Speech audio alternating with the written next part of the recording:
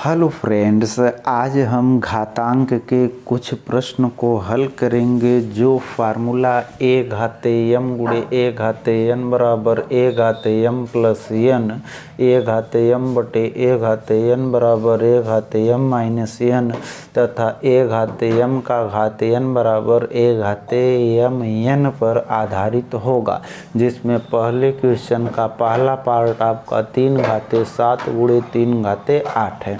पिछली वीडियो में हम आपको बताए थे कि हम घातांक के सवालों का गुणा करते समय उसके घात को तभी जोड़ते हैं जब उसका आधार आपस में बराबर होता है। तो यहाँ पर 3 घाते 7 गुणे 3 घाते 8 है। इसमें दोनों का आधार आपस में बराबर है और जब दोनों का आधार आपस में बराबर होता है तो गुणा करते समय उसके घात को हम जोड़ देते हैं। यानी हम इस पहले फार्मूले का प्रयोग करेंगे। तो यहाँ पर ए घाते एम गुणे ए घाते एन बराबर ए घाते एम प्लस एन है। तो इस पार्ट को हम लिखेंगे यहाँ पर बराबर, यह हो जाएगा आपका 3 का घात 7, यहाँ पर यह प्लस हो जाएगा 8। अब यहाँ पर बराबर मिलेगा, यह 3 का घात 8 और 7 जोड़ेंगे कितना मिल जाएगा 15। यानी 3 का घात 7 गुणे 3 के घात 8 का मान आएगा 3 का घात 15। अब ठीक इसी तरह से हम इसके दूसरे पार्ट को हल करेंगे और दूसरा पार्ट आपका देखिए क्या है। ठीक, दूसरे पार्ट में आपको दिया है 6 घाते 4, यह गुणे आपको दिया है 6 घाते 2, यहाँ पर यह भागे यह दिया आपको 6 घाते 5। ठीक है, अब आपको इसको हल करना है और इसको हल करने के लिए हम देखेंगे यहाँ पर 6 घाते 4 गुणे या 6 घाते 2 है। यानी दोनों घातांकीय संख्याओं का गुणा करना है और इन घातांकीय संख्याओं का गुणा करते समय हम देखेंगे इसके आधार को। यहाँ पर इसका आधार 6 है और इसका भी आधार 6 है और जब आधार बराबर होता है तो गुणा करते समय हम घातों को जोड़ देते हैं। यानी हम पहले फार्मूले का प्रयोग कर देंगे। तो यहाँ पर इसे हम बराबर लिखेंगे, यह हो जाएगा आपका 6 का घात यहाँ पर 4, यह प्लस हो जाएगा 2, यहाँ पर यह भाग होगा 6 का घात कितना 5। अब यहाँ पर देखिए बराबर लिखेंगे, यह होगा 6 का घात 4 और 2 जोड़ेंगे कितना आएगा 6। यहाँ पर भागे लिखेंगे, यह 6 का घात कितना होगा 5। अब यहाँ पर देखिए यह बराबर, यह दोनों घातांकीय संख्याओं का आपको भाग देना है।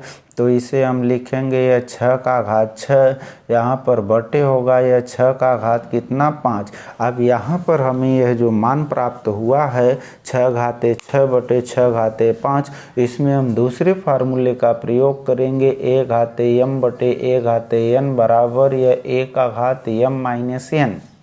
ठीक है, यानी यहाँ पर जो बटे के घातांकीय संख्या का जो घात होगा उस घात का हम चिन्ह बदलकर ऊपर के घात में से घटाते हैं। ठीक, अब यहाँ पर इसको हम लिख सकते हैं, यह हो जाएगा आपका बराबर, यहाँ पर 6 का घात यह होगा 6।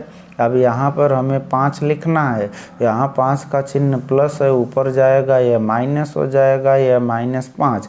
अब यहाँ पर हमें बराबर मिलेगा, यह 6 का घात हम 6 में से 5 को घटा देंगे, हमें मिल जाएगा 1। और हम किसी संख्या का घात 1 लिखते नहीं हैं, यानी हम यहाँ पर लिखेंगे कितना 6।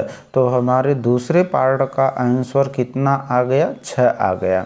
ठीक है, और पहले पार्ट का आंसर कितना आया था 3 का घात कितना 15 आया था। अब आते हैं इसके हम तीसरे पार्ट पर और तीसरे पार्ट में आपको जो क्वेश्चन दिया वह देखिए क्या है। ठीक है, तीसरे पार्ट में आपको क्वेश्चन दिया, यह 5 का घात कितना दिया 9, यह गुणे हो जाएगा आपका 5 का घात कितना है 4। यहाँ पर आपको भाग देना है किससे 5 का घात यह है आपका 8। अब यहाँ पर हम बराबर लिखेंगे।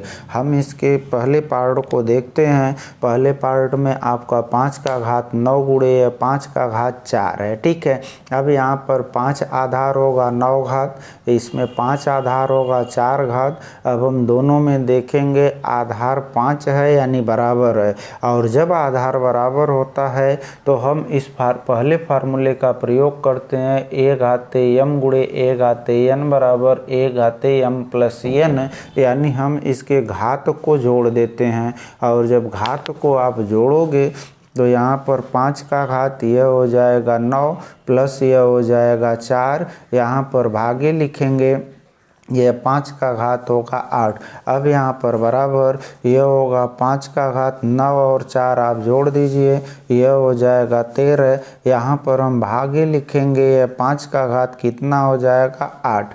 अब यहाँ पर देखिए इसे हम लिख सकते हैं 5 का घात यहाँ पर 13 और यह बटे हो जाएगा 5 का घात कितना 8। ठीक है, अब यह बराबर, अब हम इस पार्ट को देखेंगे, यह जो पार्ट हमारा है यह 5 का घात 13 बटे यह 5 का घात 8 है। तो यहाँ पर इसमें हम इस पहले फार्मूले का प्रयोग करेंगे, a घाते m बटे a घाते n बराबर a घाते m माइनस n है। यानी जब दोनों घातांकीय संख्याओं का आधार आपस में बराबर होता है तो हम उसके घात को घटाते हैं, यानी जो बटे वाली घातांकीय संख्या है उसके घात का चिन्ह बदलकर हम ऊपर वाले घातांकीय संख्या के घात के साथ लिखते हैं। तो यहाँ पर देखिए हम बराबर लिखेंगे, यह 5 का घात यहाँ पर हम कितना लिखेंगे 13। अब यहाँ पर इसका घात 8 है, उसके आगे कोई चिन्ह नहीं है, चिन्ह हम क्या मानेंगे प्लस। अब जब हम इसे ऊपर ले जाएंगे तो इसका चिन्ह क्या हो जाएगा -8। ठीक है, अब यहाँ पर देखिए बराबर, यहाँ पर हम लिखेंगे 5। अब यह 13 है या -8 है, 13 में से हम 8 घटा देंगे, हमें मिल जाएगा कितना 5। ठीक, तो ये हमें मिल गया 5 का घात कितना 5। अब हम इसका 5 बार गुणा करेंगे, जैसे यह 5 का घात 5 है तो किसी संख्या का जितना घात होता है उस संख्या का हम उतनी बार गुणा करते हैं। तो यहाँ पर यह होगा 5 गुणे होगा 5 गुणे होगा 5 गुणे होगा 5 और गुणे क्या हो जाएगा 5। अब यहाँ पर इसका जब हम गुणा करेंगे तो 5 पचे 25, 25 पचे 125, 125 पचे 625 और 625 में हम कितने का गुणा कर देंगे 5 का। तो यहाँ पर गुणे 5। अब देखिए गुणा करेंगे तो आएगा कितना, 5 पचे 25 हो जाएगा, 5 दूनी 10, 2 12 हो जाएगा, 5 छक 30 और 1 कितना हो जाएगा 31। यानी हमारी वैल्यू आई 3125। ठीक, ये हो गया आपका तीसरा पार्ट। अब इसी तरह से जब हम इसके चौथे पार्ट को हल करेंगे तब आप देखिए इसके चौथे पार्ट में आपको जो वैल्यू दिया है वह है क्या। चौथे पार्ट में आपको दिया है, देखिए 2 गुणे, यहाँ पर दिया है आपको 5 का घात 2, यह आपको दिया प्लस, यहाँ पर दिया आपको 5, यह गुणे दिया आपको 2 का घात कितना 5 दिया। ठीक है, अब इस पार्ट को आपको हल करना है और इस पार्ट को हल करने के लिए आप देखिए यह आपको दिया 2 गुणे 5 का घात 2।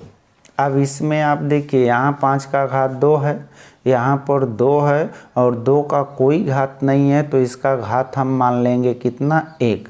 अब देखेंगे इसमें इसका आधार 2 घात 1, इसमें आधार 5 घात 2। तो हम गुणे के नियम का प्रयोग तभी करते हैं जब इसका आधार आपस में बराबर होता है, लेकिन यहाँ पर इसका आधार आपस में बराबर नहीं है, अतः हम गुणे के पहले नियम का प्रयोग इस पहले पार्ट में नहीं कर सकते हैं। और जब प्रयोग नहीं कर सकते हैं तो इसका हम डायरेक्ट गुणा कर देंगे और डायरेक्ट गुणा करेंगे तो यहाँ पर 2, अब ये हो जाएगा गुणे। अब देखिए यहाँ पर 5 का घात 2 है, किसी संख्या का जितना घात होता है हम उस संख्या का उतनी बार गुणा करते हैं, यानी घात 2 है तो हम लिखेंगे 5 गुणे क्या 5। अब यहाँ पर यह प्लस होगा, यहाँ पर हम 5 लिखेंगे, अब यहाँ पर यह गुणे होगा। अब यहाँ पर देखिए 2 का घात 5 है, यानी हम 2 का गुणा कितनी बार करेंगे 5 बार। ठीक है, तो यह हो जाएगा 2 गुणे होगा 2 गुणे होगा 2, यहाँ पर गुणे 2, यहाँ पर गुणे 2। अब यह मान आपका बराबर जाएगा। यहाँ पर देखिए 2 गुणे 5 गुणे 5 है, यानी 5 पचे 25 और 25 दूनी क्या मिल जाएगा 50 मिल जाएगा। अब यहाँ पर प्लस है तो प्लस लिखेंगे। यहाँ पर आपका 5 गुणे 2 गुणे 2 गुणे 2 गुणे 2 गुणे 2 है, यानी आप सबका गुणा करोगे तो यहाँ से 5 दूनी 10 होगा, 10 दूनी 20 होगा, 20 दूनी 40 होगा, 40 दूनी 80 होगा, 80 दूनी 160 होगा। यहाँ पर हम वैल्यू लिखेंगे कितना, यह 160 लिखेंगे। अब यह बराबर मिलेगा, यहाँ पर 50 और 160 को आप जोड़ दीजिए, ठीक है। तो 0 में 0 जोड़ेंगे 0 मिलेगा, 6 और यह 5 11 होगा, 1 लिखेंगे। अब 1 और 1 जोड़ेंगे 2 लिखेंगे, हमें मान मिल गया कितना 210, ठीक है। तो ये हो गया आपके चौथे पार्ट का आंसर। अब ठीक इसी तरह से हम इसके 5वें पार्ट को हल करेंगे। अब देखिए आप इसके 5वें पार्ट में आपको वैल्यू क्या दिया है। 5वां पार्ट आपका दिया गया है ये 2/3, ये हो जाएगा आपका 2/3। यहाँ पर आपको घात दिया, अब देखिए घात आपको कितना दिया 2, यहाँ पर गुणे है। अब देखिए मान अगला क्या दिया 2/3 और यहाँ पर आपको घात कितना दिया यह 3। अब यहाँ पर आपको इस क्वेश्चन को हल करना है। अब इस क्वेश्चन को हल करने के लिए आप देखिए यह 2/3 का घात 2 है, इसमें 2/3 आधार का लाएगा, यह 2 घात का लाएगा, गुणे यह 2/3 का घात 3 है, इसमें यह 2/3 आधार का लाएगा, यह 3 घात का लाएगा। और दोनों घातांकीय संख्याओं का गुणा करना है। दो घातांकीय संख्याओं का गुणा करते समय अगर उसका आधार बराबर होता है तो हम उसके घात को जोड़ देते हैं। तो यहाँ पर इन दोनों का आधार कितना है 2/3 और बराबर है, तो इसमें हम पहले फार्मूले a घाते m गुणे a घाते n बराबर a घाते m प्लस n का प्रयोग कर देंगे। तो यहाँ पर देखिए इसे हम लिख सकते हैं बराबर, यह हो जाएगा आपका 2, यह होगा 3, यहाँ पर यह घात हो जाएगा 2, यह प्लस हो जाएगा 3। अब यहाँ पर बराबर हम फिर लिखेंगे, यह हो जाएगा 2/3, यहाँ पर घात हो जाएगा 2 और 3 जोड़ेंगे कितना 5। और अब हम जानते हैं कि किसी संख्या का घात जितना होता है उस संख्या का गुणा हम उतनी बार करते हैं। तो यहाँ पर 2/3 का घात 5 है, यानी 2/3 का गुणा हम कितनी बार करेंगे 5 बार करेंगे। तो यहाँ पर इसका गुणा आप 5 बार करिए, तो यह हम लिखेंगे 2/3, यहाँ पर गुणे लिखेंगे या 2/3, फिर गुणे लिखेंगे हम 2/3, फिर गुणे हम लिखेंगे 2/3, फिर गुणे हम लिखेंगे 2/3। तो 2/3 आपका 5 बार हो गया। अब यहाँ पर बराबर एक नियम हम और जानते हैं, जब हम भिन्न संख्याओं का गुणा करते हैं तो भिन्न संख्याओं का गुणा करते समय अंश का गुणा अंश में किया जाता है और हर का गुणा हर में किया जाता है। तो यहाँ पर हम अंश का गुणा अंश में करेंगे, यानी 2 का गुणा हमें आपस में करना है। तो यहाँ से देखेंगे 2 दूनी 4 होगा, 4 दूनी 8 होगा, 8 दूनी 16 होगा, 16 दूनी 32 होगा, यानी अंश हमारा मिला कितना 32। अब यहाँ पर देखिए बटे, अब हम हर का गुणा हर में करेंगे, और जब हम हर का गुणा हर में करेंगे तो 3 का गुणा 3 में, फिर जो आएगा उसका गुणा 3 में, फिर जो आएगा उसका गुणा 3 में, फिर जो आएगा उसका गुणा 3 में। तो यहाँ पर 3 त्रिक का 9, 9 त्रिक 27, 27 तियाँ 81 और 81 तियाँ लिखेंगे 243। तो यह हो गया आपका 243। तो यह हो गया आपका कौन सा पार्ट 5वां पार्ट। अब इसके बाद हम इस क्वेश्चन के अगले पार्ट पर आते हैं, और देखिए अगले पार्ट में आपको जो वैल्यू दिया है यानी इसका 6वां पार्ट, और 6वें पार्ट में आपको दिया है देखिए यहाँ पर पार्ट नंबर कौन हो जाएगा आपका 6, और पार्ट नंबर 6 में आपको वैल्यू क्या दिया है देखिए यह आपका 4/9, 4 बटे क्या दिया आपको 9, और यहाँ पर आपको घात दिया कितना 3। अब इसके बाद अगला पार्ट 4/9, यहाँ पर आपको घात कितना दिया 4, ठीक है। अब इसके बाद देखिए यहाँ पर भाग, यह आपका 4/9 और यहाँ पर घात आपको कितना दिया है 5। अब हमें इस पार्ट को हल करना है और इस पार्ट को हल करने के लिए आप देखिए तीनों घातांकीय संख्याओं में, यानी पहली संख्या यह, दूसरी यह और तीसरी यह, तीनों घातांकीय संख्याओं में आपका आधार एक ही है, वह 4/9, यानी 4/9 इसमें, 4/9 इसमें, 4/9 इसमें। अब इन दोनों पार्ट के बीच हम देखते हैं गुणे का निशान है, ठीक। इसका आधार बराबर है, दोनों के बीच गुणे का निशान है, यानी हमारा पहला फार्मूला प्रयोग होगा a घाते m गुणे a घाते n बराबर a घाते m प्लस n। तो इसमें जब हम इस फार्मूले का प्रयोग करेंगे तो यहाँ पर इसको हम लिखेंगे 4/, यह हो जाएगा 9, यहाँ पर घाते लिखेंगे 3 प्लस लिखेंगे यह 4, यहाँ पर यह भाग हो जाएगा, यह लिखेंगे 4/9, यहाँ पर हम लिख देंगे कितना, यह 5।